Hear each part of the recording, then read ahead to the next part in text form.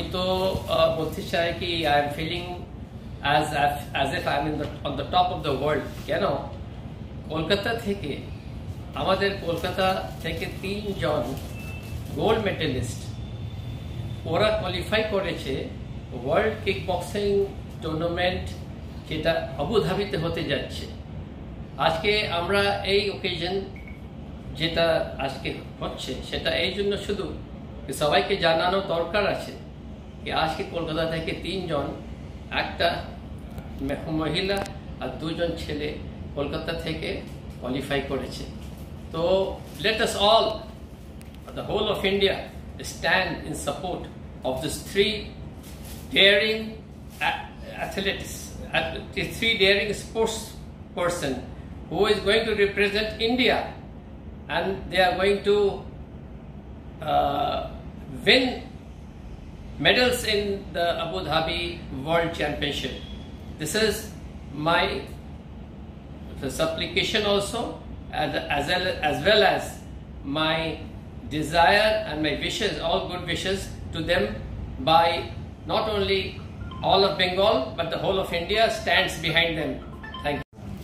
As the president of Calcutta Kickboxing Association, আমি আজকে এই বক্তব্যটা রাখছি।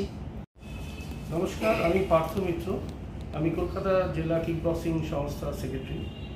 আজকে আমাদের কাছে বিরাট একটা গর্বের বিষয় যে কলকাতা এবং ওয়েস্ট বেঙ্গল থেকে আমাদের 3 জন গোল্ড মেডেলিস্ট, মিস্টার ঈশান দাস, মিসেস আয়ুষী ব্যানার্জি এবং মিস্টার দেবজিৎ দাস, এরা সিনিয়র অ্যান্ড মাস্টার্স ন্যাশনালে গিয়ে গোল্ড মেডেল পেয়েছে ইন K1 রিং স্পোর্টস, এবং ওরা সিলেক্টেড হয়েছে আপকামিং নভেম্বরে যেটা ওয়ার্ল্ড কিকবক্সিং চ্যাম্পিয়নশিপ হতে চলেছে আবুধাবি।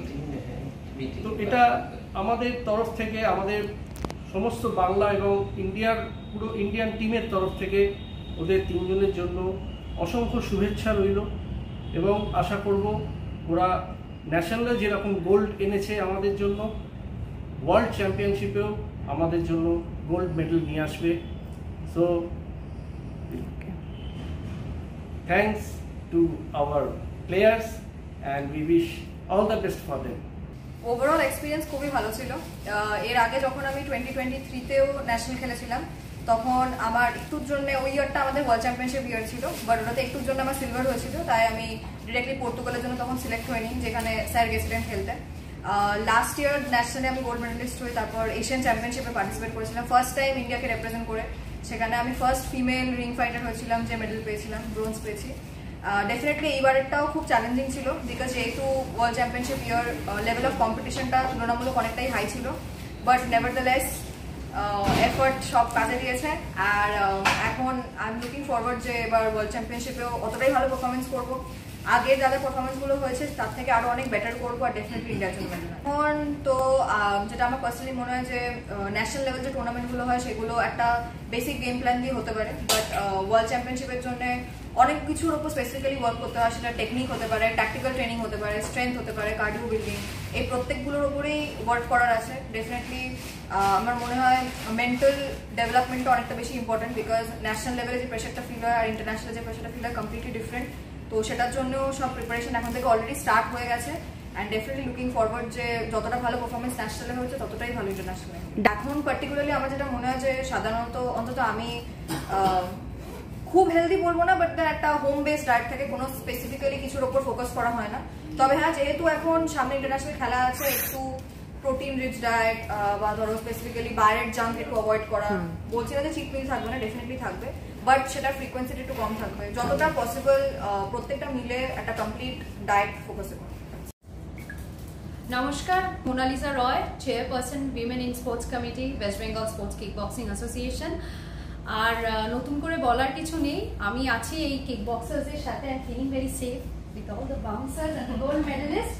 খুব ভালো লাগছে আজকে আয়ুষীকে দেখে, ঈশানকে দেখে, দেবজিৎকে দেখে, কারণ এরা আগামী দিনে আবুধাবিতে যাবে এবং ইন্ডিয়ার নাম কিন্তু সেখানে ওরা উজ্জ্বল করবে এবং ওরা প্রমিস করেছে সবাই গোল্ড আনবে। যতই কঠিন হোক পরিশ্রম, ওদের কাছে কিন্তু এটা এই পথটা অত্যন্ত সুগম, কারণ ওরা রোজ প্র্যাকটিস করে, মন দিয়ে করে, ওদের মনন এটাতে, ওদের শরীর, ওদের মন সবকিছুই কিক বক্সিং নিয়ে।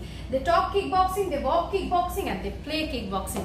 আর সব থেকে বড় কথা, আজকে এখানে শের ইরফান স্যার আছেন, president Kolkata district kick boxing association, তার উপস্থিতি, তার উজ্জ্বল উপস্থিতি, mister Partha Mitra, secretary Kolkata district kick boxing association, তারও উজ্জ্বল উপস্থিতি, অফকোর্স আই এম দেয়ার।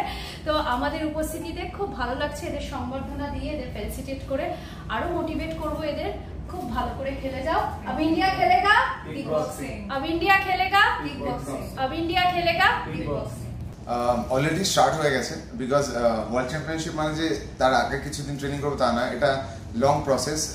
এমনকি বলতে পারেন যে আমি যবে থেকে লাস্ট ইয়ার যে আমার পর্তুগালের ওয়ার্ল্ড চ্যাম্পিয়নশিপ ছিল, সেখানে লাস্ট যে ম্যাচটা ছিল তারপর থেকে স্টার্ট হয়ে গেছে যে নেক্সট যে ওয়ার্ল্ড চ্যাম্পিয়নশিপ হবে সেটাকে যে কীভাবে ক্লিয়ার করতে পারি, সেটাকে যেগুলো গাফিলতি ছিল সেগুলো কী করে একদম প্রপারলি ফিল আপ করতে পারি, তো সেগুলোর উপর ওয়ার্ক তখন থেকে শুরু হয়ে গেছে, এখনও চলছে।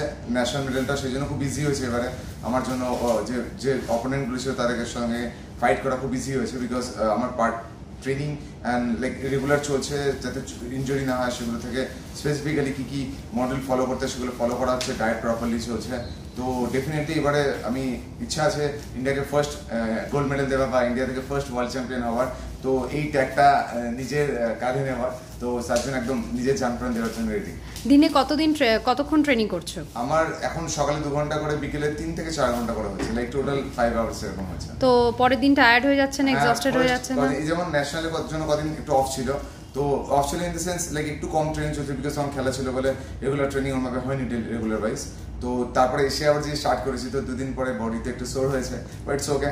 আর 2-3 দিন পরে তো একবেলা কার্ডিও, একবেলা কি টেকনিক্যাল, এইভাবেই কি ভাগ করা আছে? আমার ট্রেনিং মডেলটা পুরো ভাগ আছে, কোনো সময় স্ট্রেংথ ট্রেনিং, কোনো সময় কার্ডিও, কোনো সময় টেকনিক্যালিটির উপরে, কোনো সময় প্যাডিং, ব্যাক বা স্পারিং, এন্ড ডিফারেন্ট টাইমস আর কি সেট করা আছে। এটা থার্ড টাইম, আগে ম্যাক্সে একবার গোল্ড আছে আর পরপর 2বার K1 গোল্ড।